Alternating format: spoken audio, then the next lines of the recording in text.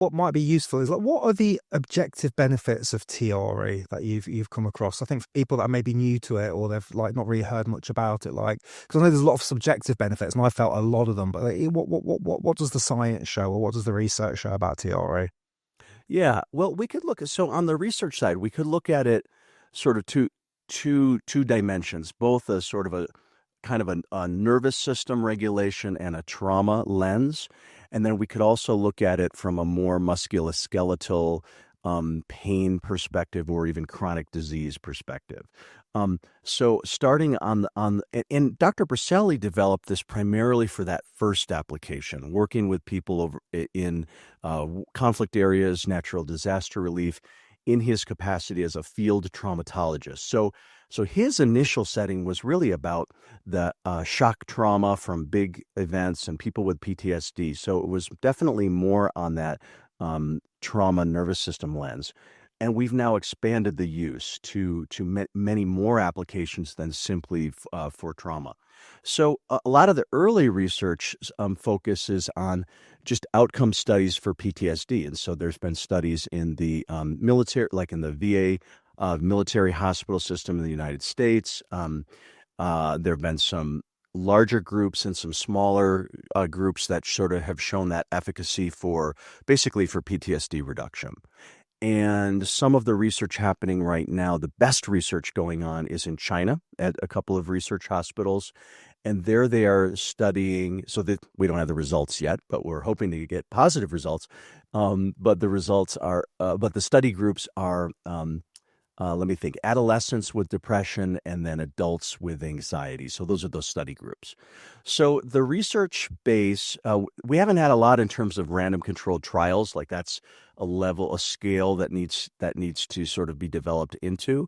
But the research base we have right now is very good on that PTSD reduction side. I believe on the anxiety reduction side. So those nervous system regulation benefits are pretty well established.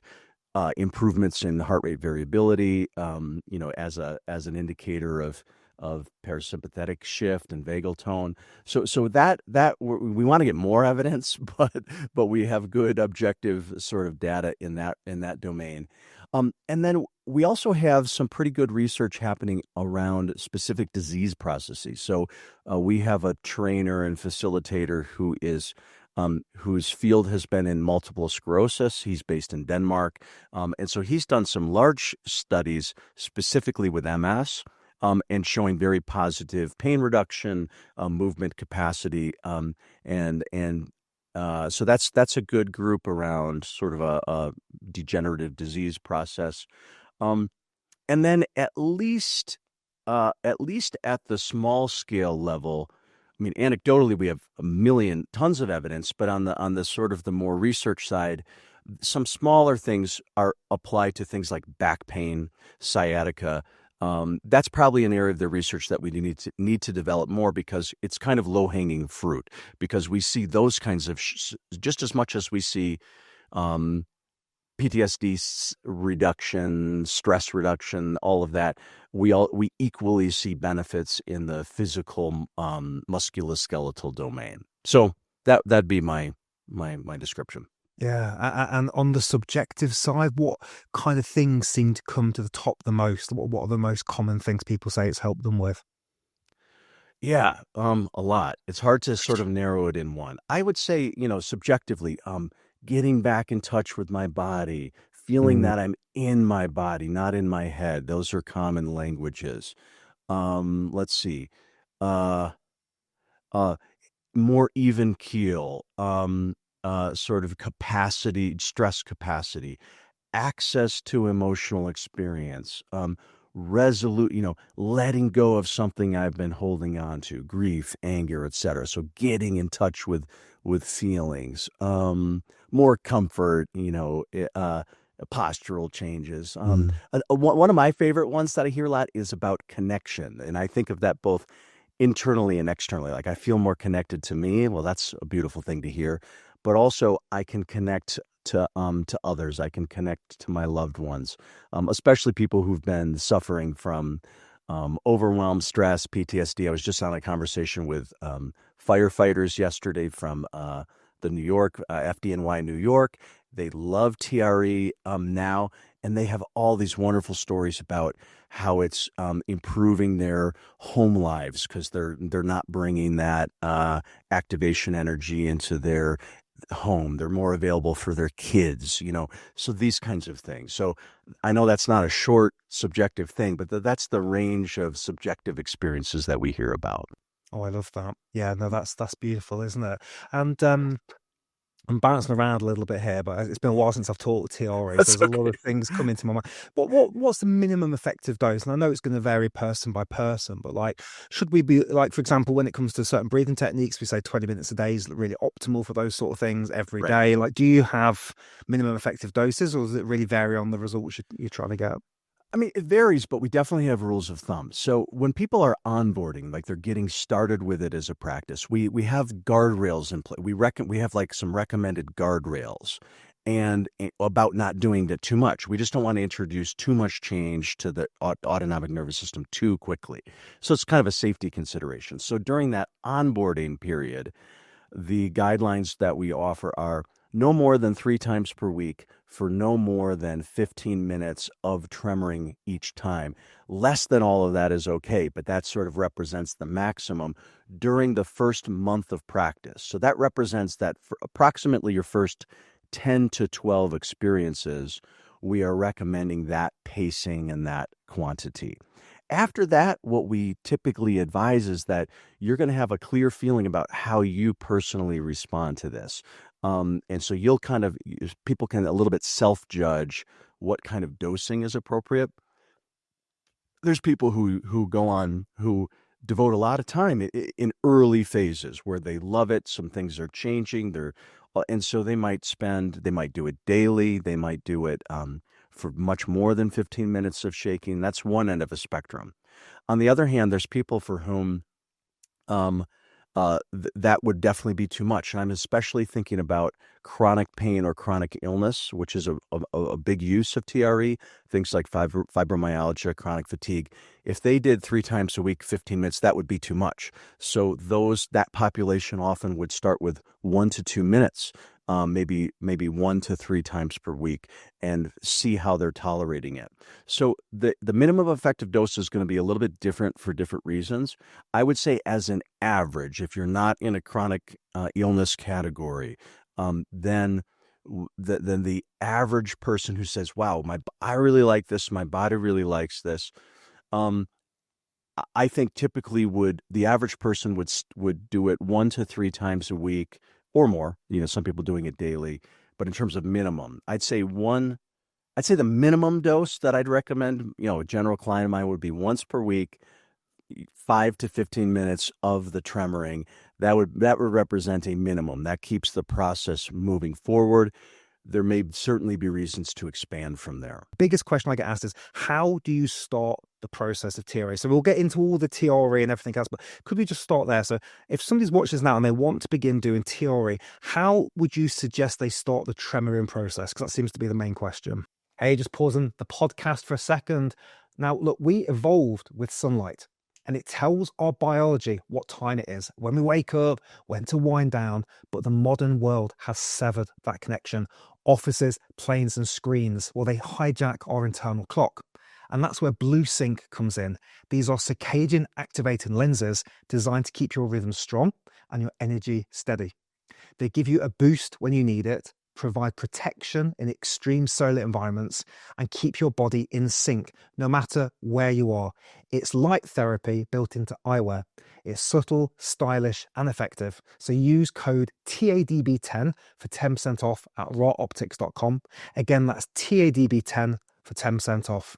Okay, let's get back on with the show. Sort of the normal way to initiate this reflex, the neurogenic tremor reflex, that's what we call the tremoring response, is typically, if you were just going to begin without any warm-ups, what I would have any given person do is first lay on the floor, get comfortable, put out a mat, things like that, and take at least a few minutes of just kind of relaxing. Now, if you know about doing a body scan, or if you're already a breathwork person, or you have some or a yogi and you know what sort of doing some body scan during Shavasana is, it's nice, in my view, to take a couple minutes of sort of settling into your body, connecting to breath, noticing what your baseline sensory awareness is. So not just jumping immediately into, I want to get my body tremoring. So in a way, can we get a little bit of a parasympathetic downshift first is, in my view, very helpful. So after you've kind of settled in, your heart rate has slowed a little bit because your muscles have softened because you're laying flat on your back, then now you're ready to go through some movements that are going to wake up the tremor reflex. And so positionally, what we have a person do is they first come into what we call the open butterfly position, which is just feet together, knees open in a comfortable way. Some people put supports under their knees. It's just meant to be a hip opening, inner thigh opening sort of position. We pause there for a bit. We often do a little bit of breathing just to help the body soften into that open shape. And then the active thing we do is we have people do a bridge where they lift their hips and pelvis up off the ground. Now, normally in a, I don't know, gym class, you do a bridge and your knees are up. But in this case, it's kind of an awkward position because your feet are together, your knees are open wide, and you do the bridge with that wide open position. So you have kind of a narrow base of support. Imagine my hands are your feet. So it tends to get a little wobbly. Your muscles are working, so you get a little shaky. Our advice is to sort of relax into it, pretend it's an easy thing to do, and sort of breathe into the experience, and just holding that lifted position until it becomes a little bit challenging. And my view is when it's like a little bit annoying and you kind of don't want to do it anymore, that's plenty. Come on down. Then you're back in that open shape again. You pause there. You let your heart rate settle again, come back into sort of a nice parasympathetic response. And then the magic happens as we start to bring the knees up incrementally. It's kind of like closing a book step by step, or closing a clamshell or something like that. So your knees have started open, your feet are still together, kind of like in a soul to soul position. And then the knees come up a bit, usually a few inches or 5 centimeters, and you pause. Typically speaking, about a minute or so. And as you pause there, at some point, you're going to notice a little quiver start to come in. And that's because your inner thigh muscles, they don't like to just be in that partially closed position for too long. So a little bit of a quivering starts to wake up. Then you bring your knees up another increment, another 2-3 inches, 5-10 centimeters, something like that. Usually about 3 to 4 times of bringing the knees up, pausing, bringing the knees up, pausing. And then typically that shakiness is going to start to build. Now that movement's called an isometric tremor, which, because we're holding our muscles static and they get a little bit fatigued, that vibration sets in motion. But then once we have enough of that going, think of it kind of like getting an engine started. Then we have the person put their feet flat on the floor. Their knees are upright, so feet flat, knees upright, usually about 6 to 8 inches between the 2 feet, or sometimes a little bit less. And because what we've gotten started, now even though laying on your back with your feet flat and your knees up is a pretty relaxing position, normally speaking, you wouldn't get any movement. It's a stable position. But because of what we woke up, if you relax, that quivering that started is going to continue. And in fact, it might build and expand. And so now we're into the territory of what we define as neurogenic tremoring, which is we're no longer creating a fatigue or an isometric hold. We've done all of that, but now we're relaxing into a reflex experience that if we allow it, might start to spread through our spine or our up. Not that it needs to happen all at once or anything, but it's a process that we can work with and develop over time. So I don't know. That's maybe my best verbal description of how to get it going. Is it more of a trauma release exercise or tension release, or is it a bit of both? Like what is the T in the TRE? Yeah, it is both. So it is tension and trauma. The T covers 2 bases: right? Tension and trauma releasing exercises. That's yeah. Yeah. And so this is going to be a loaded question and like a big one, but like there's so much talk online these days about releasing trauma. It's like a really big buzz, and more in the breathwork field. You know, you Sure. see a lot of people huffing and puffing and crying and quote Yeah. unquote releasing trauma. But I still don't quite understand what that means. And so when we talk about trauma release exercises in this context, if you could just help unpack that a little bit, because like I struggle to know what we mean by like releasing the trauma. So it'd be good for you to kind of help us walk through that minefield. Yeah, no, that's a great question, and you're right. We see things talked about, and sometimes intelligently, and sometimes not as much so. You know, it's a big Mm. field, and trauma has become a big industry. So, okay, so here would be how I would break that down. So the model that we use in TRE is the idea that, well, why is it that our body is designed to have this tremoring process?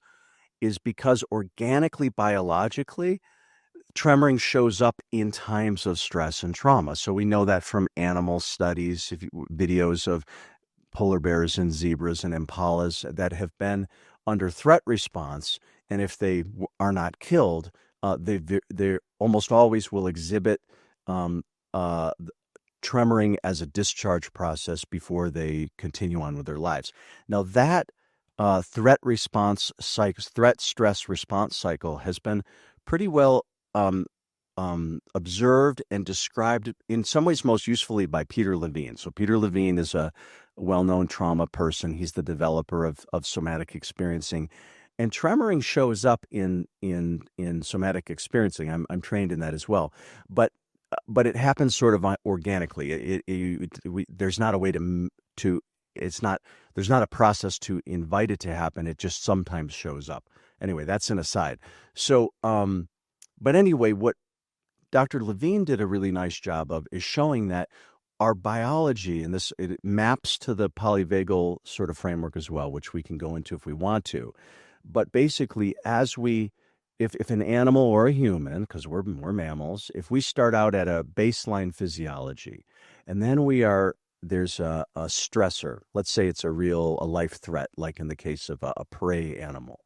Well, we're going to go up into fight or flight responses. That's a part of our nervous system, of course, and attempt those things first. And if those are not successful, an animal or a human under these kinds of circumstances is going to shift over into the freeze immobilization response. And that's kind of a shutdown. It's very different biochemistry, and it's quite protective because in the animal kingdom, animals that switch over into that mode, if the predator animal is not truly hungry, if they're just operating from their predatory instinct, they might just sort of lose interest. Kind of playing dead is the language that is most commonly known there. But then the animal doesn't just go from that to, okay, that predator animal's gone, everything's fine, because a lot has happened under the hood. They went through this high stress response, um, of running or fighting, but then a big change in their neurochemistry happened, and they went into they lost muscle tone, and they went into freeze. Psychologically, they had a sort of they had lots of opioids in the system. So now, let's say the predator animal is gone. It's not there. There's a sequence of things that helps that animal or human come back to that homeostasis, and so that's tremoring is a part of it, but also changes in the breathing.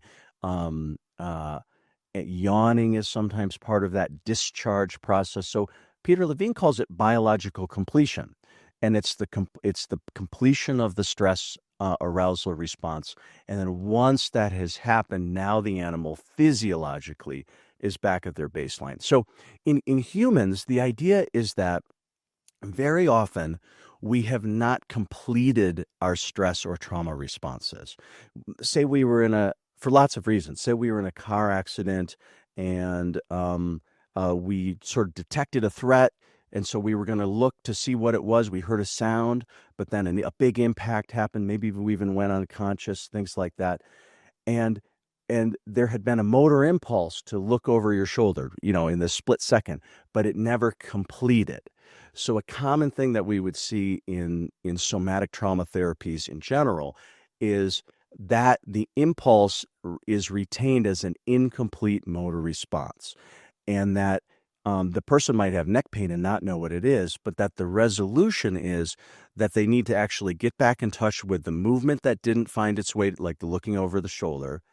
When they do that, they might, because of the way our body and brain works, they might also connect to the arousal state from the existing event. So if I'm sitting in my office or I'm doing TRE and I'm starting to get this movement, I might get the memory or I might not get the memory. But I might get the physiology, accelerated heart rate, because we're working in a system called procedural memory or body memory.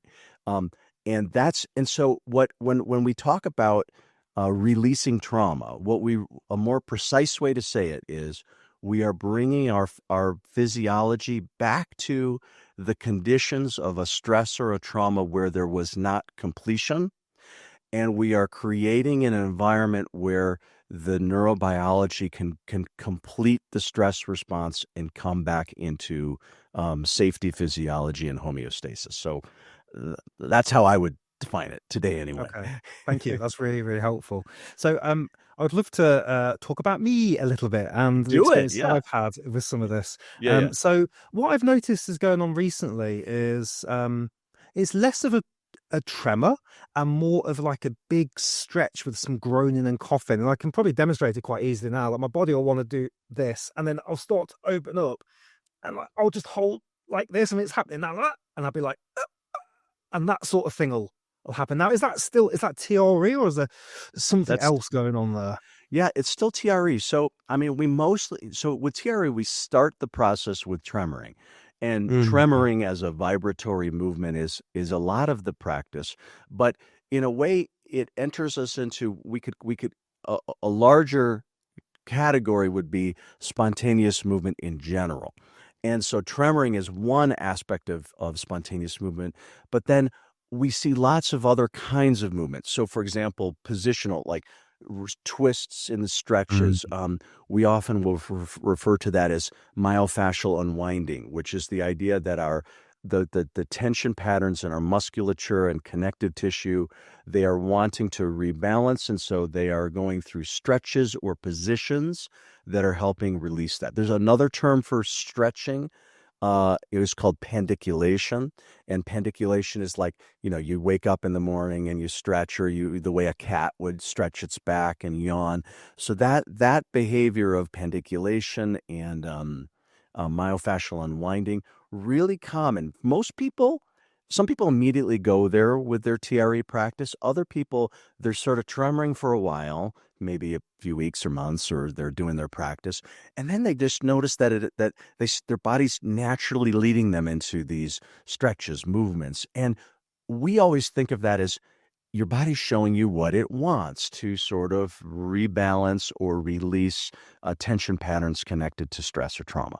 So, or injury, or imbalance. So, in a way, we look at that as useful information about what the body is trying to do. We very much believe that the body has a very innate intelligence that we can easily get in the way of through the way we live our lives, but we can also tap into the intelligence, and the intelligence is self-organizing, and the body can figure out things that intellectually we wouldn't be able to figure out. Oh, first I need to do this, then I need to stretch this, then I need to take a deep breath.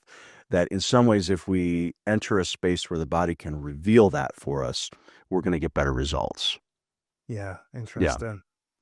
And there are a lot of benefits and discussion around grounding, earthing, and daylight, which are their own topics, right? But I'm just curious to get your thoughts on when you combine TRE with those. Like, for example, some of the best TRE I've ever had was feet in the ocean in Mexico with my shirt off, getting daylight. And of course, there's so many other factors that are going on to play there. But I'm just curious on your thoughts on like if being earthed is forgetting the main benefits of being earthed, but is being earthed doing anything to the TRE process? Awesome question.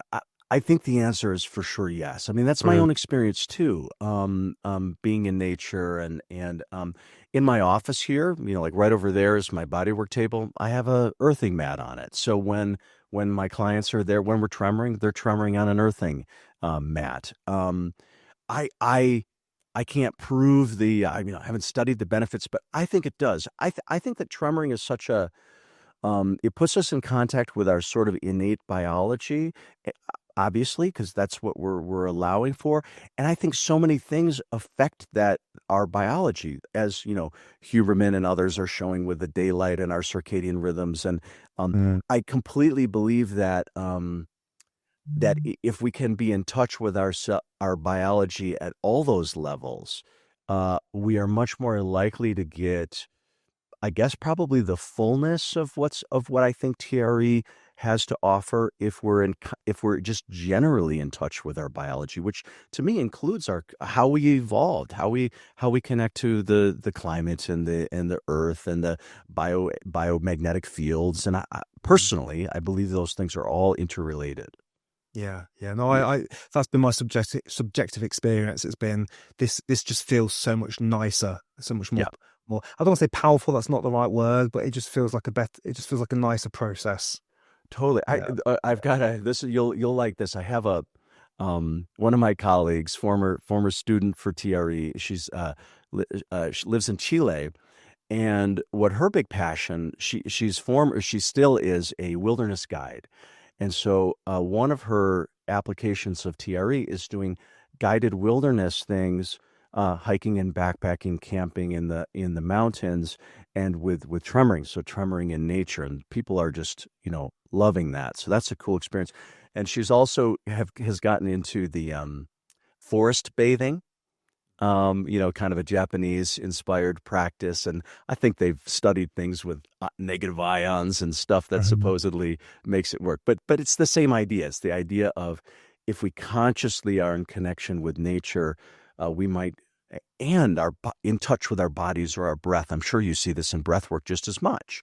That uh, if we have that connection to nature or grounding, and so that's sort of connecting to the natural world outside, and then if we're connecting to the natural world inside because of our biology, I think there's something synergistic there. Yeah, yeah.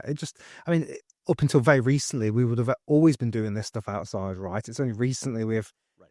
disconnected and plugged ourselves in and shut ourselves off, and all this wonderful technology that's just cut us off from nature. So yeah, so I feel like it's like getting back to the roots of it. I'd love to talk about the breathing a little bit with you. So Sure. I got to come to your wonderful country a couple of years ago to learn some more advanced breathing techniques in Wyoming. Nice. And this was just off the back of maybe a month or so after I'd spent some time with David Yeah. doing the podcast. So I was very into TRE, and I got there and with this conscious connected breathing, and I Yep. just couldn't stop my body from doing TRE, and I had a really hard time of trying to separate the two because I was trying to learn this new modality to teach to clients, Right. Right. and and the team was doing a wonderful thing. TRE is great, but that's not what we're here to do. But I Yeah. had a Yeah. really Right. hard time of staying still and doing the breath work. In fact, the thing that I would love to get your thoughts on, one thing that happened the most was my diaphragm and my belly was just going absolutely crazy. They tried, there was a masseuse on site and she tried to massage my diaphragm. It just made it quote unquote worse. It was just tensing and tensing. And I don't Were want to you getting kind oversimplify of it. this sort of a pattern? Yeah. Yes. Yeah. And Okay. it just would not really, it would not go. And I think what happened in the end, I think, and I might be wrong here because it's been a couple of years now. You tell the story. But I think what I did was I allowed the diaphragm to control my breathing.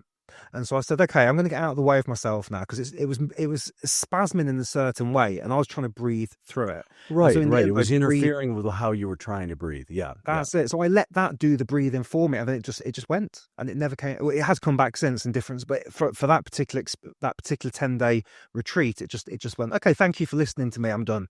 And Yeah. so, have you ever come across this? Any thoughts on what might be going on with that? Yeah, well, I've certainly come across that that pattern of your diaphragm releasing and whatnot. Mm. So yeah, here would be my thoughts. I mean, I think how you ended up handling it is that's a cool resolution to what the kind of the conundrum there was. Because what I first would say is, you know, when we are newer to TRE or very active with it, sometimes we are in stages where it's like bec- bec- our body is very actively trying to work on something through spontaneous movement, through tremoring. So it increases the likelihood that neurogenic tremoring is going to show up in settings where you're not consciously looking for it. So, in your case, breathing, but sometimes for people that's in meditation, they're trying to do their seated meditation, and then spontaneous movement is arising. They might experience that as interference. Other people, even in athletics, they start to do their weight training or something, and they're a little shaky now. So we could look at that a few different ways. On the one hand, from a large scale perspective, I would say, well, your body's definitely not wrong in what it's doing. It's just trying to resolve something that is feeling incomplete or imbalanced or whatnot. So there's a logic to what your body's doing. So, but I have found that the body is pretty responsive to kind of like setting an intention or even like a request. It's like if in a way, it's almost like dialoguing with ourselves or with our body. It's like, I understand you're wanting to do this or that right now. Okay, I get it. I'll give you some I'm going to give you some settings for that because that's great. And I'm also right now, what I'm trying to do is have stability in my body, or I'm trying to do this other movement skill. Almost requesting, is there a way we could settle into more stability and then, balance that out? Now, in some cases, I'll advise people, maybe cut back on your TRE. Like it's really alive in your system. You're finding it's getting in the way of some things. This process is a marathon, not a sprint. Just give yourself a few months break, even like, maybe you've gotten some good changes, let them consolidate, focus on some other activities. So there'd be different ways of handling that. But it sounds to me like once you kind of grappled with the situation, something happened. Your body kind of got the memo that you were trying to do something else. And my experience is usually that happens when we can sort of dialogue that way. Yeah, it felt like my body was saying, I need to breathe in this certain pattern for a little bit. And I was like, eventually, I was like, okay. And then it goes, and it did what it needed to do. It's like, Did okay, I've what it done that needed to now. do. And I Exactly. wouldn't, yeah. And we tried everything else. We tried, deep, fast breathing. We tried massage with hot rocks. And it was just making it, I won't say worse, but it was making the tremors more intense. And then Yeah, but that's, see, but I would a little bit challenge. I mean, I'm sure your program and the facilitators are wonderful, but my what I would say to them is, Micah can't be the only person where you're seeing some tremoring. mm, Maybe more because he's so engaged in this practice. But I guess I would make the argument that they see this, they should be aware of the process, and that it's what I would hope. I hope this wasn't the case, is that tremoring wasn't sort of, pathologized. Like, to me, you can do breath work and be tremoring. When I do breath work, I yeah, often tremor and yes. don't experience a big interference. It's just that both things are possible. Mm. So I a little bit challenge the idea that they can't coexist. By the way, you're singing. What do they say? You're singing to the choir here. Um, this is my whole thing. I think where I am right now. We're almost a decade into this journey I've been on with the YouTube channel and research and breath work and all these other modalities, and we'll talk about body work and so one of the biggest not problems, but one of the biggest challenges we come across is people get very stuck and siloed in one thing. So they'll say nose breathing is the only thing we should be thinking about, or conscious connected breathing, or TRE, or Yeah, not yeah, saying, 100%. but so people get stuck into that one thing and they don't really want to like. And so the approach we've tried to take is like that helicopter view. Going, there's so much going on here. There's so many things, and they all seem to be important. Oh my Yeah. God. Well, we are like best friends in this, because that is the guiding principle of my stuff too. I've studied a lot of things in Mm. beyond TRE, and what I'm always listening for is, does this modality exclude everything else, and somehow think this is the primary lens, or do they recognize that this is an important subset of a larger whole, which is the very dynamic human experience that really spans beyond any individual modality. And that word silo is exactly what I say all the time. It's like, It's like, um, if you're staying in your silo and you're not curious about the interactions between different bodily systems and practices, then in my view, it's a little bit of a head in the sand phenomenon. Yeah. The Yep. problem is it's easy to market. I've got the answer. It's this one thing. Yep. And I think that's what we see a lot of these days on social media. Whereas so much nobody wants to hear. No, it's lots of things that you need to be thinking about. You know, it is the daylight and the diet. So yeah, no, I love that. Okay, so I feel very aligned to you about that. Um, so I'm curious to know like about the body's intelligence. I would love to know a bit more about that Yeah. because where do you where do you think that intelligence is? And I think this, I don't even know how you're going to answer this question, but like, is this being stored in the brain? Is it in like the nervous system? If so, where? Is it in the fascia? Is the fascia alive? So I'd love to know a little bit about like, because you know some of these TRE experiences, they're happening decades later, right? You know, people Oh might have yeah, gone for through sure. a situation, and somehow we've held on to that experience, and there's a memory there that's gone on for decades, and suddenly it's ready to, like you say, complete the circuit or complete the Right. cycle. So what could you talk more on the intelligence and what you think it is and where it might be? Yeah, I can. And there's things we know and there's things that we don't 100% know because, as you know, neuroscience is such a Mm. um, evolving and emerging process. So, but here's what I would say on this. You know, some people would like to have these, in a sense, simplistic. As initially a bodywork therapist, Rolfing, structural integration, myofascial release. There's all this language of, the issues are in the tissues, and there's this belief that trauma or emotion is it's a liquid or something, and it's literally stored in the tissue, and that it's right there, and you don't even need the brain. The brain's not involved at all. It's living there, and if you touch it the right way, then it moves. And I kind of reject the simplicity of that model. I think we are talking about a body brain phenomenon. And I also think that there's a book I like with this woman, Amanda Blake, and her book is called Your Body is Your Brain. And I think that's a much more, this sort of field of embodied cognition and embodiment studies. This idea that our let alone our body intelligence, our intelligence is a distributed system that includes our brain in our head, includes our other major nerve plexuses like the enteric nervous system, the heart brain. It includes our neurohormonal system. It includes our the different layers of the central nervous system. So what I really believe is that we can't actually isolate things very well. I think human neurobiology is needs the entire system in order to sort of function in the ways that we see it, including psycho-emotionally.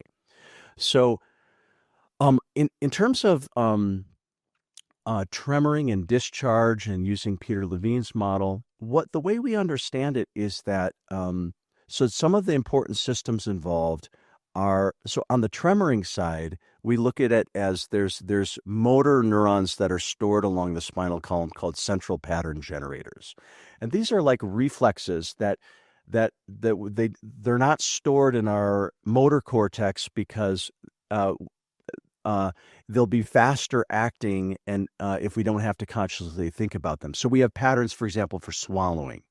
We have patterns for sneezing. We have patterns for orgasm. We have patterns for the peristalsis that moves food. So these Mm. reflexological patterns mostly aren't coming from the motor region of the brain. The motor sequences are stored in what's called central pattern generators that are part of your brain stem or along the spinal column. So a lot of them, one of our key beliefs in TRE is that the movement patterns we're seeing are we're waking up those neural bundles, the central pattern generators, and that when we wake up one region, oftentimes it can neurologically wake up the next region. So when we see sort of an expansion of tremoring, it's because one zone of neural activity gets a little accelerated and then spills over into the next segment. And then there's something called crosstalk where these different central pattern generators are communicating with one another. So we start to see this feedback loop. But the other important thing is that so we'd have to look at the brain. So the subcortical regions like the limbic system, where the insula, the amygdala. Um, we a lot of research is showing how important it is for so the vagus nerve, about 80 to 90% of the nerve fibers are going from the body to the brain, and some of them are going into the insula. So even though the part of the job of the vagus is to regulate, like turn up our heart rate, change this, turn on our organs, do this or that. Those are all things that are coming from the brain to the organs. But most of the nerve fibers, so think if you had a superhighway, 2 lanes are going from the brain and then, 20 lanes are going from the sensory information going to the brain.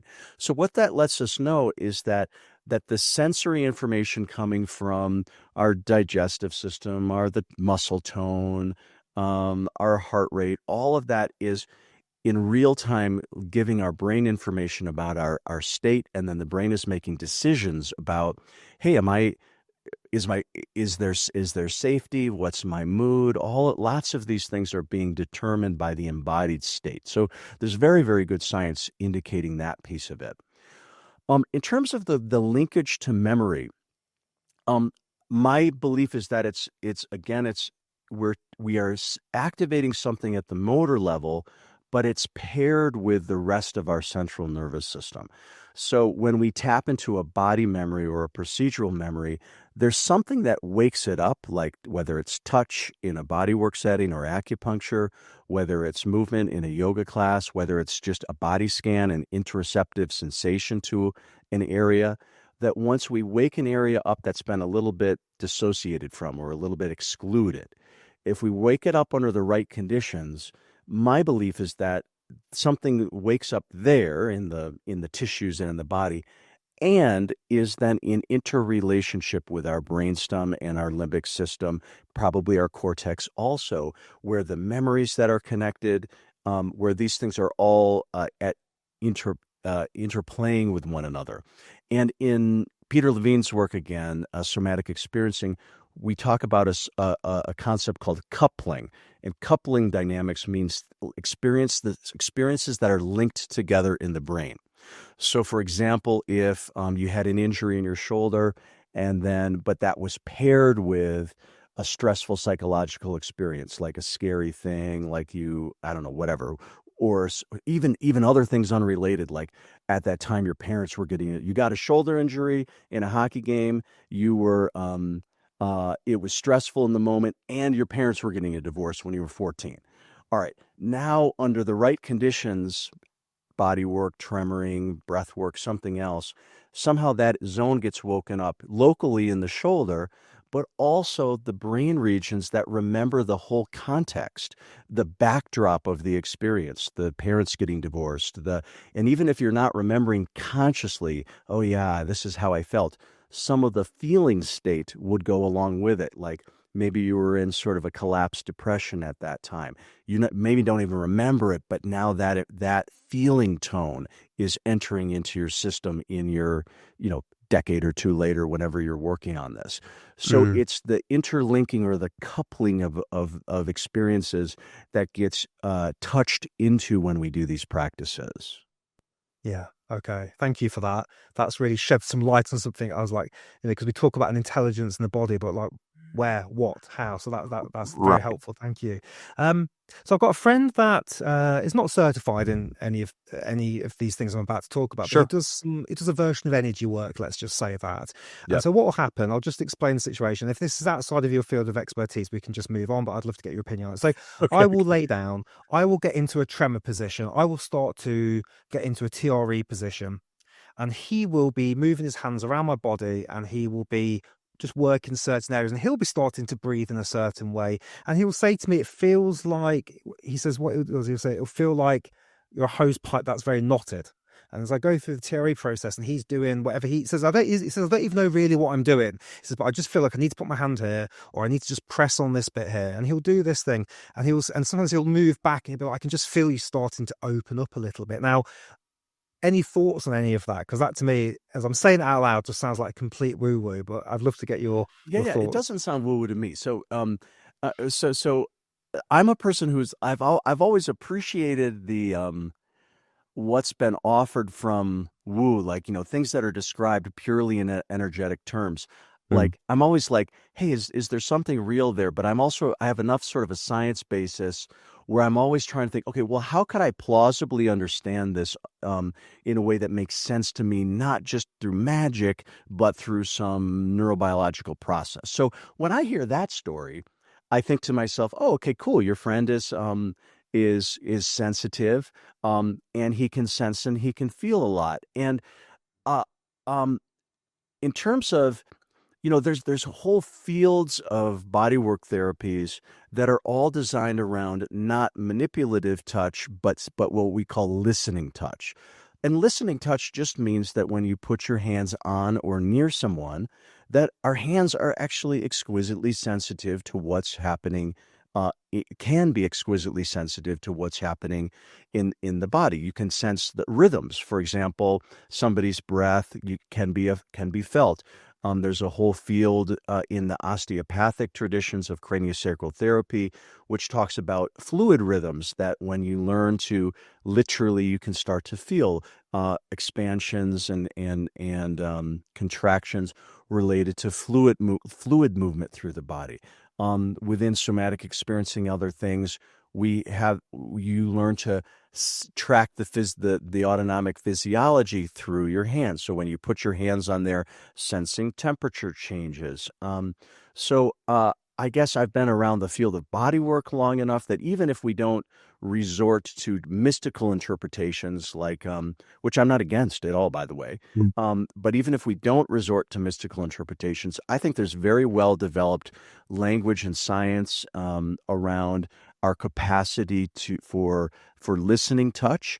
And listening touch is sort of reciprocal. Even though listening touch is not manipulative, the the person doing the sensing can definitely feel and perceive changes, and the person who's receiving that listening touch, it's a strong stimulus for their nervous system. And actually, just last week, so I'll send you this article if you're curious on the neuroscience side, a super cool study where people were laying in an fMRI, and then a skilled touch worker was just putting their hands on their feet only.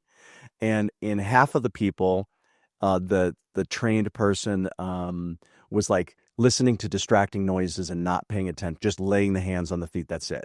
And then in the other half of the people, there wasn't the distracting noises, and they were doing their normal thing of applying listening touch. No change in pressure, just the intention of the touch practitioner, the manual therapist. And the fMRI results of the person on the table, completely different. All the centers around interoception, the insula, all of those, completely changed when the touch therapist was applying that. So I guess, without resorting to any energy or mystical languaging, I would just say humans are incredibly perceptive through touch and other ways of attuning. And your friend sounds pretty skilled at that. And so he's doing with you, and he's sensing a lot. And because your system is being sensed and interacted with and perceived by someone else, it's creating a feedback loop with you where it's also creating changes in you. So Mm. that's what I would say. Okay. And if Yeah. somebody like him or somebody else is watching this and they're in that position, where would you point them in terms of like education or further reading in that area of like non-touch feedback and that sort of thing? Yeah. Well, yeah, there's like a ton, but Kathy Kane's work. So she comes out of the somatic experiencing tradition and has specialized in the use of touch for tracking physiology and resolving trauma. Mhm. Kathy Kane and Stephen Terrell, they've got one of their good books is called Nurturing Resilience. That would be a good one. The whole craniosacral therapy field, Upledger or biodynamic craniosacral therapy, all have really good texts There is a TRE provider in the UK. One of the faculty, Steve Haynes, is also a biodynamic craniosacral teacher. He's done some nice work describing that there's a book not about touch in TRE, but about touch in craniosacral therapy. I think it's called Cranial Intelligence is the name of Mm. that book. I could think of more probably That's great. that I That's would wonderful. send to Yeah. you. I'm just trying to think any other Yeah. touch-based. Those would be the starting points in Okay. terms of Wonderful. up-to-date Sure. perspective on that. Yeah. Sure. Wonderful. Are you familiar with Donny Epstein's work? Only a little bit. Only. No, I should be more. No, what's your connection to it? I just don't know what he's doing. I see him holding a pen over people's spines, and they're kind of going backwards. I'm just curious. Like, yeah, I'd love to find out more about that. Great question. Yeah, I don't know. Yeah. I think it has to be. It has got to be an interaction. Like I think again, if we're not going to resort to energetic language, I think it's a sense. There's got to be some feedback where the method where the person is physiologically attuning. Now, why it creates those big movements, I'd love to. My guess is that the person has, in order to have that effect, I would guess the person has to have the idea in their mind that that's allowed and that might even be therapeutic. In a sense, they probably have to be primed that that's on the table. And so Mm. then now whatever the intervention is through touch and attunement, let's call it attunement, the connecting between two nervous systems, that they're primed in a way that any influence might tap into their spontaneous movement, like tremoring or something like that.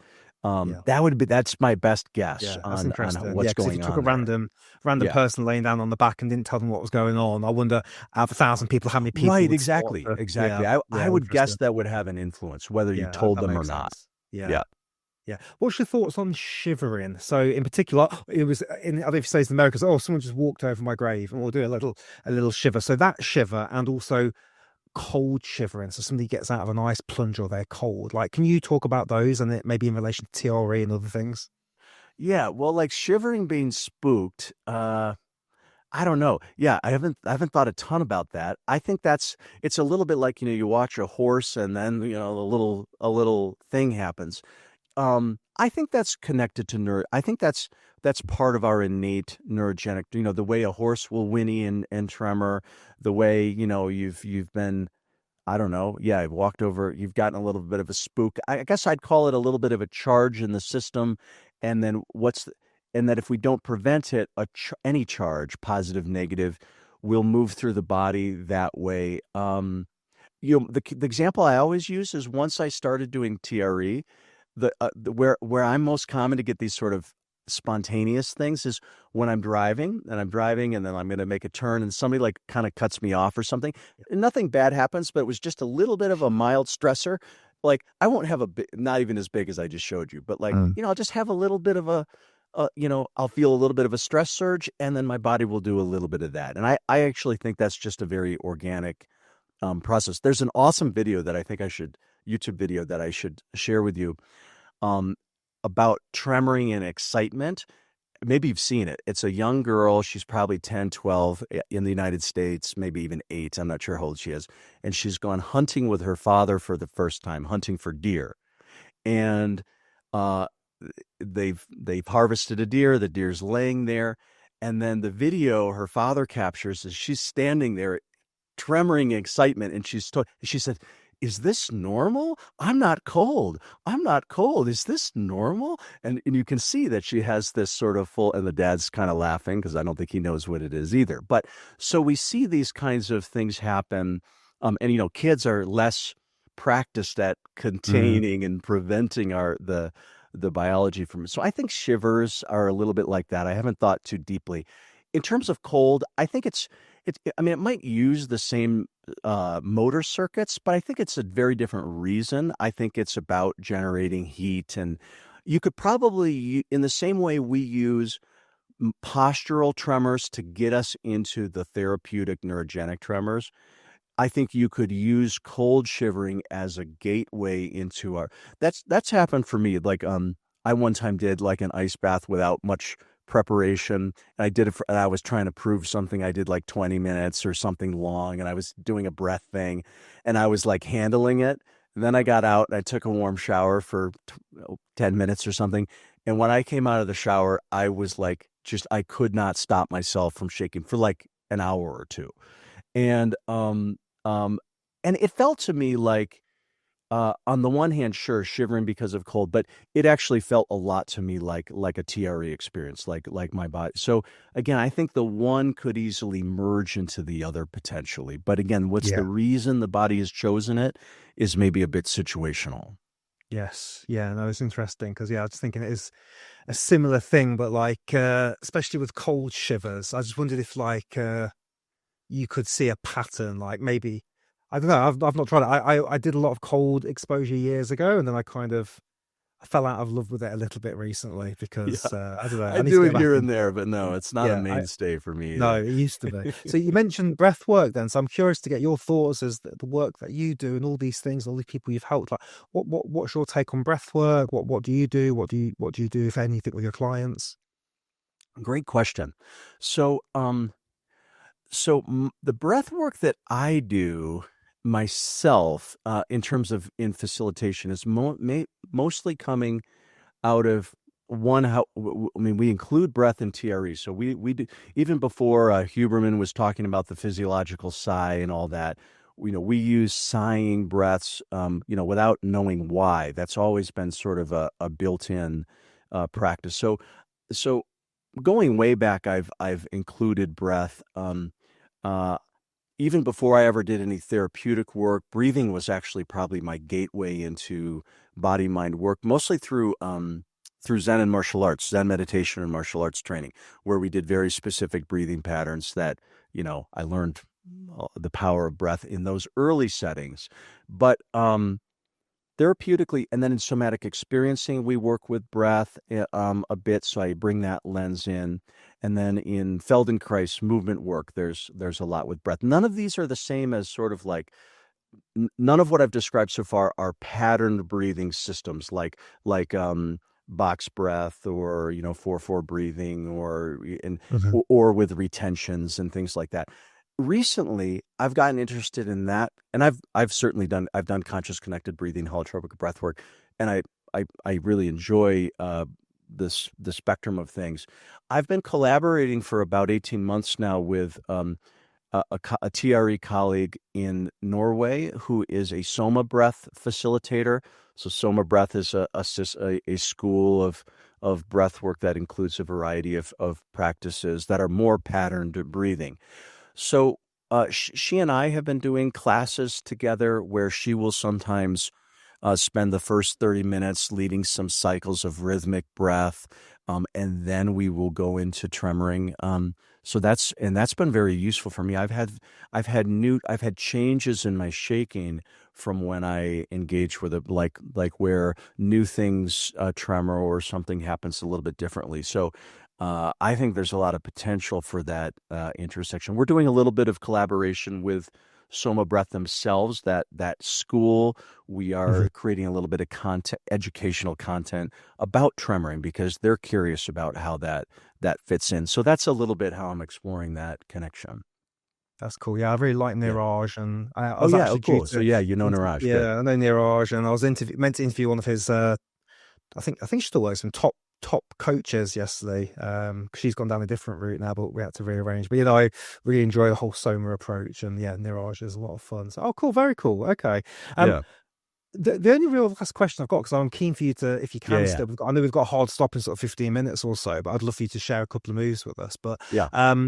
when like if somebody wanted to get good sleep, would you recommend this as like a bedtime activity or a daytime activity? Like, how would you incorporate TRE for like improving sleep quality? Yeah, that's a really common use of it. And so your question is a good one. It's a little bit, I would encourage, it's like we have to be a little bit individualized. So what I commonly find is well, some people, it's like if they tremor in bed while they're in bed, then it's like sort of a natural transition. Their brain shuts off, or their thinking brain slows down. So for some people, that's a supernatural way to transition and to go to sleep and to sleep more deeply.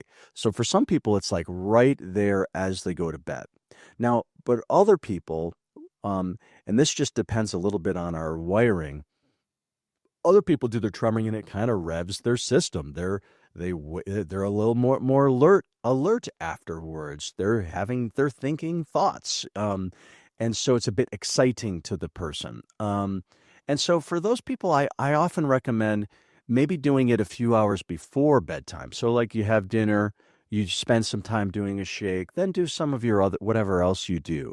Having a little distance between is often recommended. And then some people for whom the stimulating effect is really significant, then it's kind of like a before lunch situation. Do it earlier in the day, give some time for your body to process through whatever, hormonal changes might have occurred. So it's a little bit individualized, but Makes sense. finding out for yourself and experimenting with that range is what I usually recommend. Yeah, that makes sense. Yeah. Last question. Thoughts on shaking, like itself, like you see this in qigong and things like Yeah, yeah. shaking, moving, dancing, all that sort of stuff. I know that's not a TRE, but like, what are the benefits of that? And are you getting some of the TRE benefits there? Because it feels like it's more of the mind controlling it. But yeah, your thoughts on I think conscious a lot shaking? of the benefits are there. I think shaking practices in dance, qigong, are really good. Ido Portal has that in some of his work. I think there's a lot of benefits. I think or similarly, like standing on a vibration plate. I think there's a lot of benefits from vibration of any kind. Lymphatically, I think it changes things. Um, but coming back to conscious shaking, I'll use that on purpose sometimes, both in TRE and in other work. To me, it very much can mobilize the system. I'm going to try to describe this a little bit better. When we think in a polyvagal lens, sometimes when somebody's in a more freeze immobilization, doesn't mean they're like an impala lying on the savannah, but they're more in what we'd call a functional freeze. They tend not to move. They're in shutdown physiology. Doing conscious movement can very much start to mobilize the system. Now, that's not the end point of Mm. regulating their system, but doing that as a practice can definitely help them shift states. Now, I think if that's all you ever do, I think you're missing out on some of the possibilities that comes with TRE. Because I think with TRE, you're getting all the same benefits of your lymph moving and you're mobilizing, and you're able to be surprised by things that are not voluntary movements, organically arising patterns, movements, reorganizations, connection into memory. So I believe that if we transition from the voluntary shaking into involuntary movement patterning, we're likely to go much deeper at a sort of a brain body level. That makes sense. I Yeah. just did an interview with a lady that runs a sound bath school. She's been doing sound baths for 20 years and she loves gongs, like loves gongs. And the thing that she was very, very scientific. She has biology background. She's been working with a physicist. She was removing a lot of the woo-woo that surrounds sound baths and, Right. certain chakras being cleansed by certain crystal bowls and that sort of thing. It's very, very interesting chat. But one thing she did say was the gong seems to allow people sometimes to allow emotions to come out. I just thought that was fascinating. Have you got any thoughts on that? Yeah, I do. I think that sound is vibration, and that vibration resonates with our tissues and our cavities, and that especially lower vibratory tones stimulate uh, tissues and cavities that now they're vibrating, and then they remember when I said earlier about something has been a little bit disconnected or dissociated from, like the now it's woken up. It's suddenly it's observable to the brain. It's no longer in its sort of hibernation mode. There's a connection forming between the tissues and the limbic system and the other parts of the brain. So that's what I think is happening. I think that mechanically, the sound vibration is literally stimulating tissues, and I think that wakes them up neurologically, and I think that neurological information flows to the brain where emotional processing occurs, and then there's an interaction there. Yeah, wow. Yeah. Do we have time, do you think, to do the TRE stuff now, or do you think we should? Let's Because do I've let's got, do If you have yeah, time, I've got a little bit of time. I've got time. Yeah, Yeah, yeah, I know you. Yeah, I okay. Yeah. I can go a little past. I could probably go to about Okay. 45. Yeah, So wonderful. Yeah. yeah. So how best do you want to do this then? What's the Well, best way? let's take a moment for you to rearrange. I'm going to stay where I Okay. am. I don't think I need to move. I'm just going to guide you, but we'll just get set up where you can be comfortable on the floor as long as you can hear me well. And then me having a view of you where I'm seeing you from the side would be the best.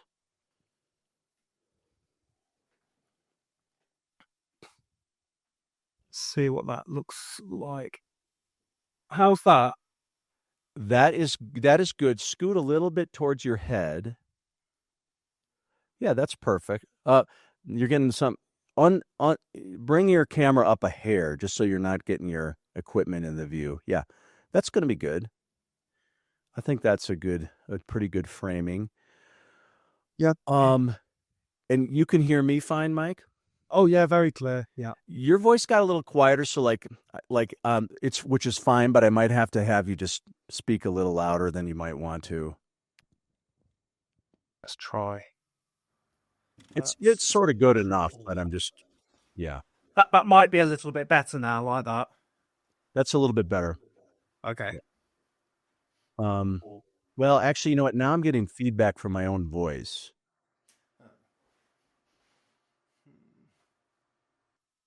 Try that now. How's that? That should be better. Yeah, that's a lot better. Yep. Okay. Okay. So before we do any movement, so let's actually have you start laying flat if you're okay with that. Is that a comfortable position for you? Yeah. And scoot 1 foot towards your head just so we can see your feet. Yeah, that's good. That's perfect. Yeah. And before we play around a little bit, can I ask you a couple questions just to get some context around your practice? So you've been doing TRE over a year now, is that right? Yeah. It's probably about almost 2 years now. Yeah. Okay. And I mean, average times per week or month, like Uh, it might go up and down, but like what's the here and there or twice, 3 times a month, maybe something like yeah. that. Okay. Yeah. Okay, good. And when you do it on your own, how often are you commonly allowing the shaking to be there? It's more of the static stretch that's happening and a bit of that. Okay, so that's Yeah. normal. Okay. Now, are Yeah. you okay with so what I'd like to do if you're okay with is I'd kind of like to guide, which doesn't mean I'm in charge or anything, but I'd kind of like to make some sort of suggestions. And I think what I'll probably want to do is help initiate the tremor. And even though you know how, I'm going to invite you to kind of like let me guide it because I have found that if you can kind of like, all right, I'm just going to follow along, it almost relaxes our brain a little bit. So Okay. Yeah. so if you're willing to let me kind of help guide us into it, then once we're into the tremoring position, we'll see, and very likely you'll go into what you're describing, and then I'm gonna just see it and see what and then I might have some experiments to try about or even some guidance around how to continue to Okay. practice. Does that Sounds sound okay? great. Yeah. All right, Perfect. Yeah. awesome. So lay down again, just lay down flat. Uh, And take a moment before, you remember I mentioned I like to kind of get a little bit of a parasympathetic shift first. So let's take a second just to do a little bit of a body scan. And I would invite you to just bring a little attention and awareness to how your body makes connection to the floor underneath you. And so it's like starting with the head, take a second and even just notice the position of your head, the weight of it, the portion of the back of your head that makes connection to the ground, how heavy your head feels relative to the floor. Just kind of noticing that for a moment or two. And then bringing a little bit of it, let's go to your shoulder blades as the next area. So just kind of bringing your awareness to around where your shoulder blades are and just kind of noticing how they touch the ground, how the floor is there underneath you. And you may feel that you're getting equal support both on the left or the right side, or there may be some differences. There may be a way that you're a little bit tilted one way or the other, or each shoulder blade is positioned just a little bit different, or there may be a feeling of symmetry and evenness. Any of those things are normal and fine. And then bring a little bit of attention to your right arm, just sort of sensing the way it lays against the ground from the top of the shoulder, through the elbow, the lower arm, the hand, and just sensing the way that it is supported by the ground underneath you. And then bring your attention to the left arm, noticing the same sort of areas, just from the shoulder to the elbow to the wrist and hand, sensing the way that the support from the floor is there. And just notice again for a moment any similarities or differences left and right. The two arms may feel like mirror images of each other, or there may be some differences. Maybe one arm is a little heavier or feels longer. Maybe one arm is more comfortable than the other. Maybe one arm feels stronger, or there may be a sense of evenness between the two. So just sort of observing that for yourself for a moment. And then let's come back to the base of your head. And if we sort of follow along your spinal column a little bit, so if we start at the place where your head touches the floor, and then we come down through your neck, most likely your neck is not really touching the floor because of the curve of your neck. So sort of sensing that space in your cervical vertebrae where there's, you're not really touching the floor. But then if we come down lower, we're going to get into the section of your spine passing between your shoulder blades and connected to your rib cage. That curves towards the floor. So sensing the way that section of your spine and rib cage makes a connection to the floor underneath you. And then if we come a little lower, we'll get into the small of your back and the lumbar curve. And usually there's not a lot of weight coming into the floor there either because of the natural curve of our spine. Yeah, those little movements that are happening for you, just let that happen. That's perfect. Give that permission for any spontaneous movement. And then each of your legs, just notice how each one lays there, from the gluteals to the hamstrings, the back of the knee, all the way down to the heel bone, and sensing how each leg makes a connection to the floor underneath you. And a little time observing your hips and pelvis and how your sacrum's also a place where usually we have a pretty clear connection into the ground. So just taking a moment to sense those things. And I'm curious for you, Mike, you're taking a couple minutes just to lay here, and I see those movements starting to occur. What are you paying attention to in your body the most? What are some of the most obvious awarenesses and sensations? Just how tight my shoulders are and my head touching the floor is very uncomfortable, just laying flat. And Okay. yeah, so that's softened a little bit now, but that was at the start. I was like, wow, I've been cycling a lot recently, so I've been hunched over and I can feel my body not enjoying that as much. Okay. All right. Well, all right. I apologize for staying too long, perhaps. No, if it's started to soften now. It's lovely. Okay. Awesome. Let's just do a little bit of connecting into breathing before we go into the tremor. So just take a moment and sense how your breathing is happening. You're an expert breather, so I know you've got all kinds of tools and tricks, but just take a moment to just sense and feel how your breathing is happening organically. And notice where breath flows without any effort.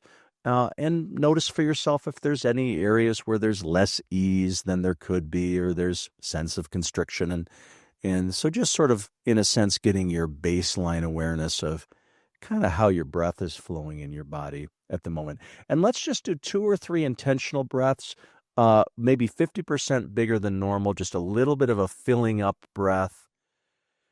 And I would invite kind of a sighing, releasing exhalation, just for the purposes of stretching your tissues from the inside out. That's right. Nice. And just do a few of those at your own pace, in your own way. Yeah. Maybe 1 or 2 more. Nice. We'll go for 1 more.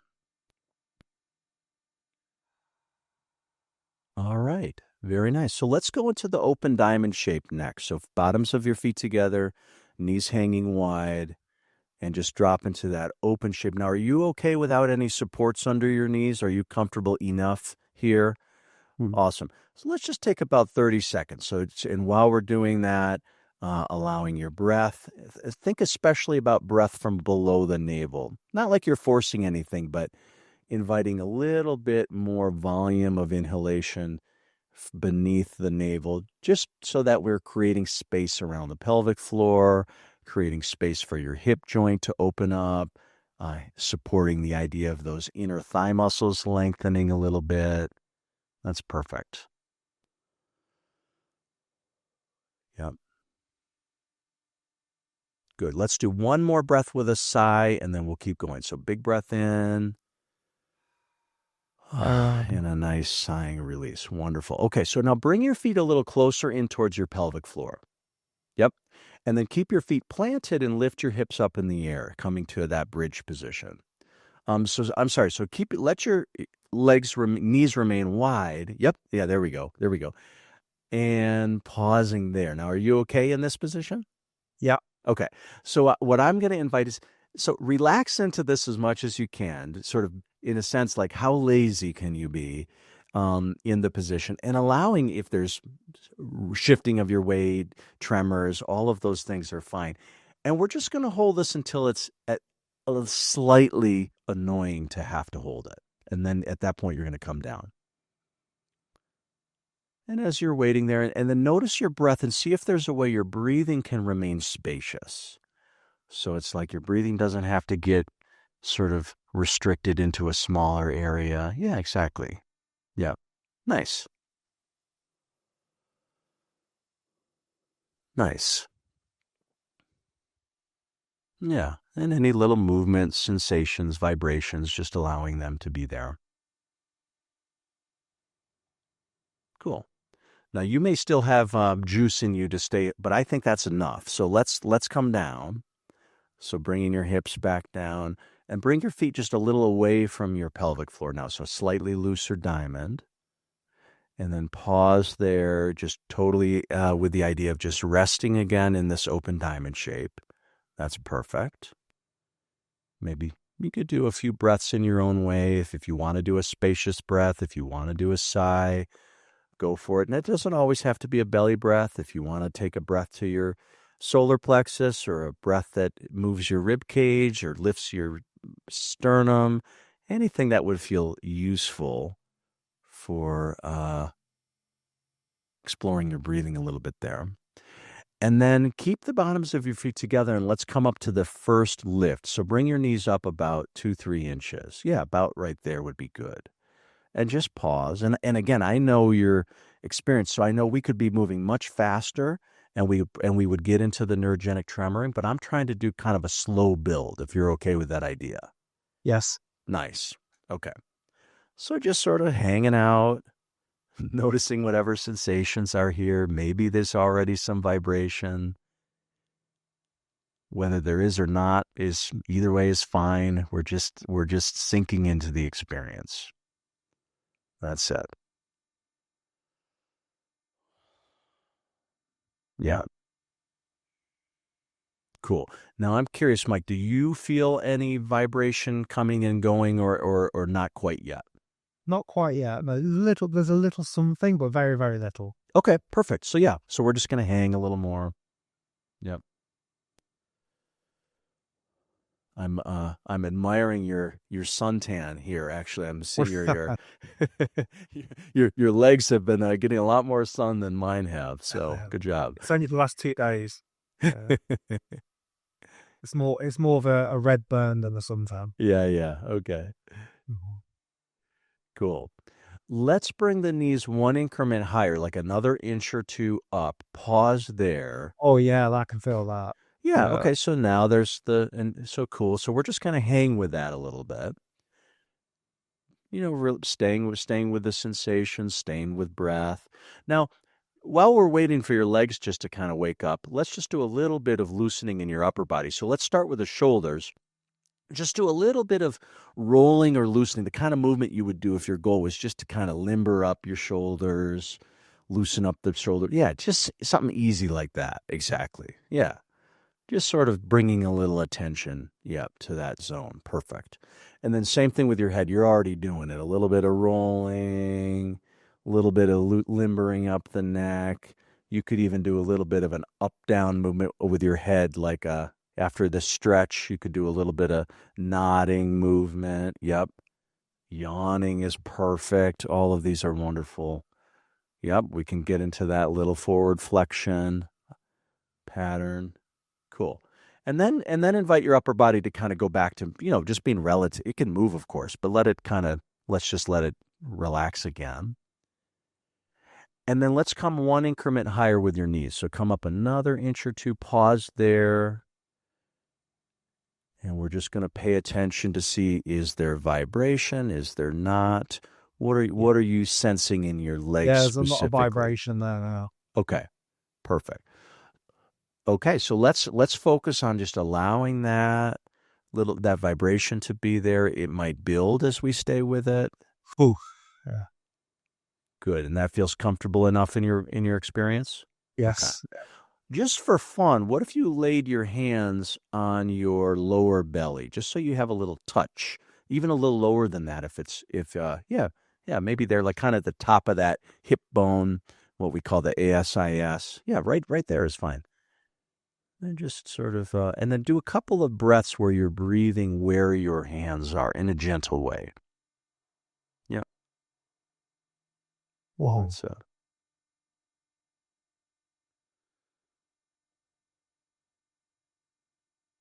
great.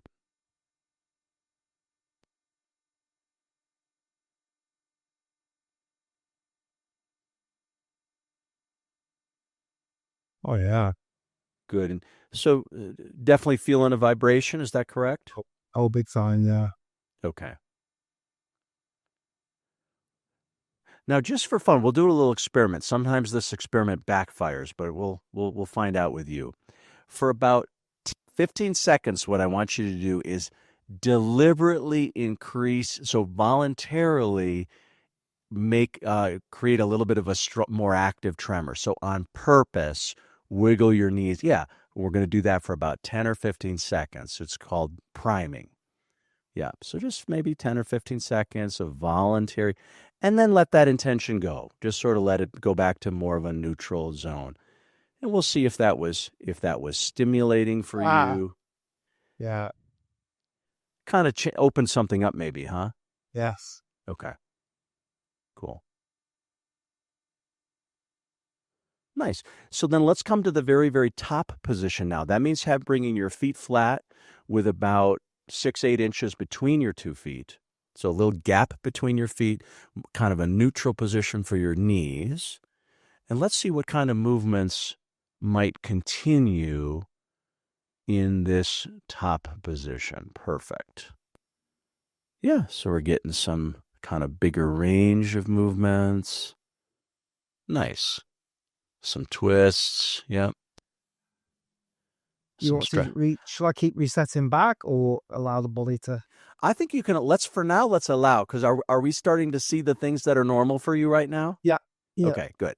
Yeah, let's see what your body does following its own.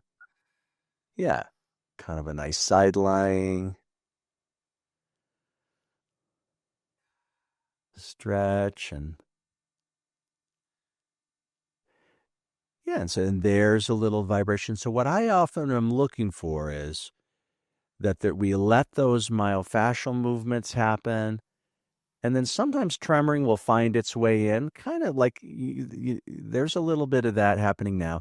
And then sometimes what I recommend is, so it's kind of like we give it permission for a bit and then we reset back to the tremoring position, but we won't do that quite yet. Yeah. Good. So we're seeing some good movements for you. So let's come to a reset. So let's come back to the middle. Yep. And see if you can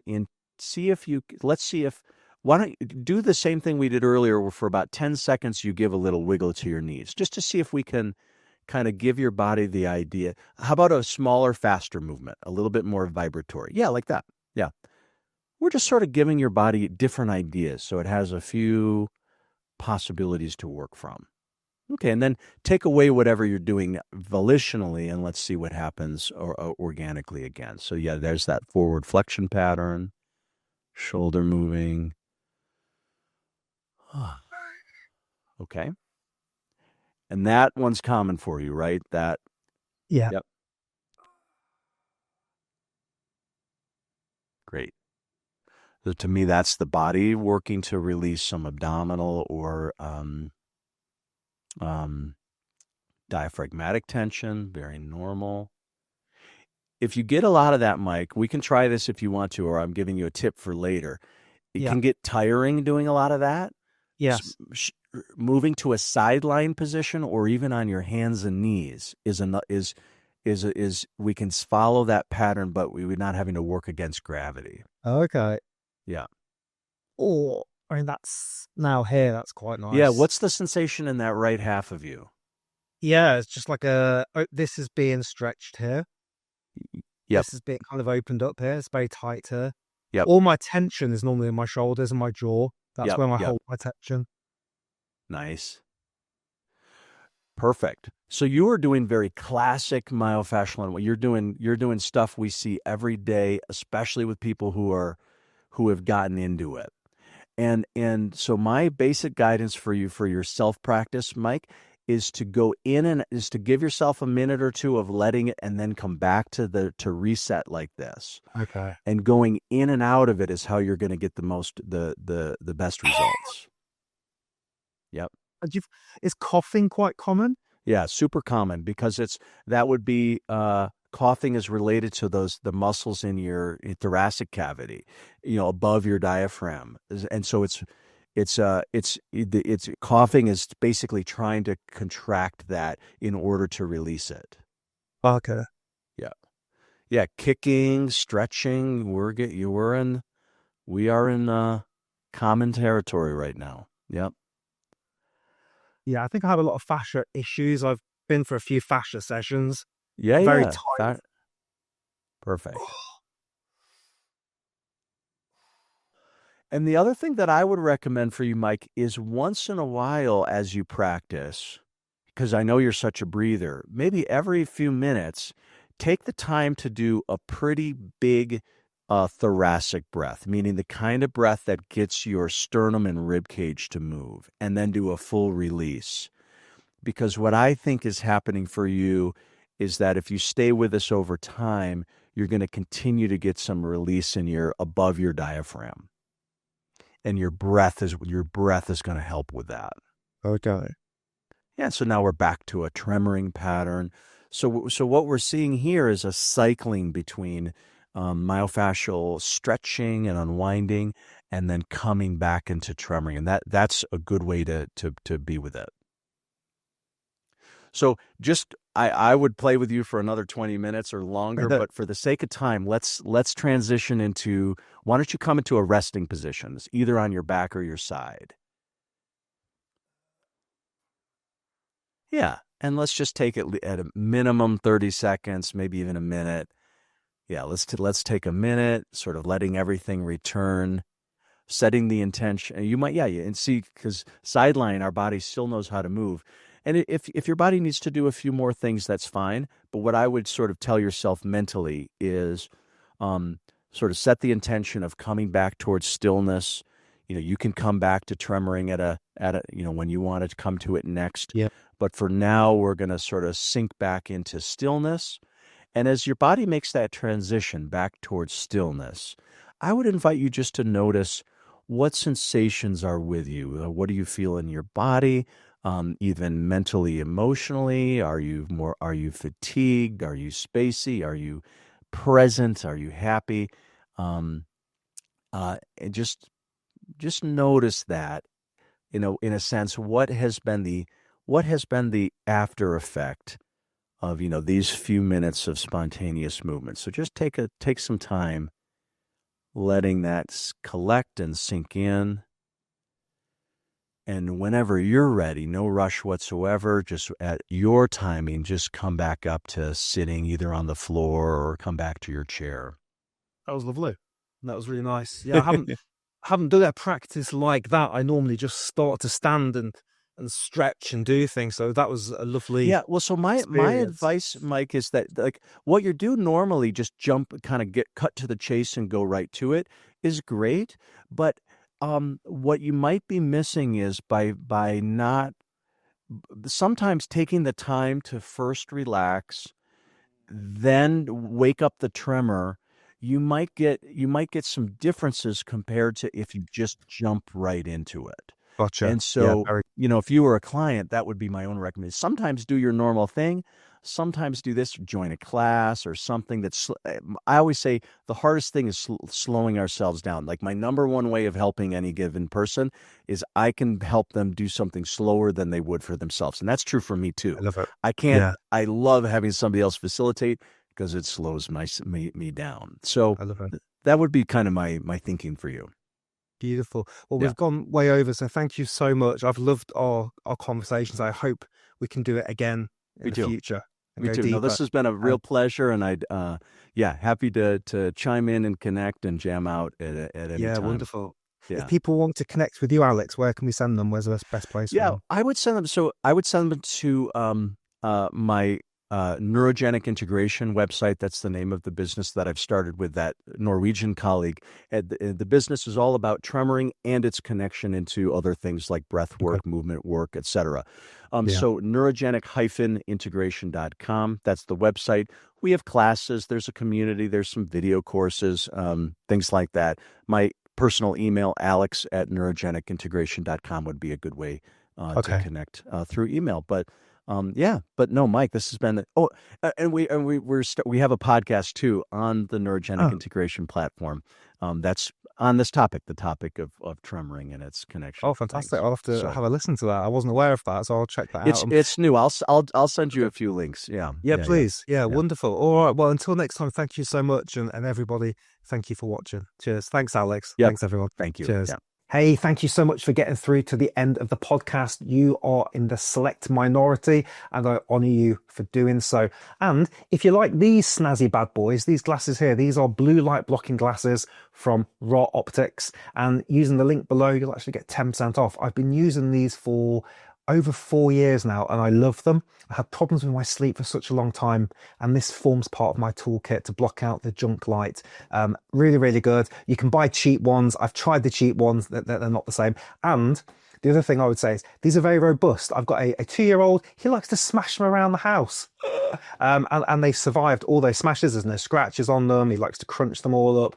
And I stay calm. I stay calm because I'm sleeping well because I've got the glasses on. Anyway, the link for those glasses are down below.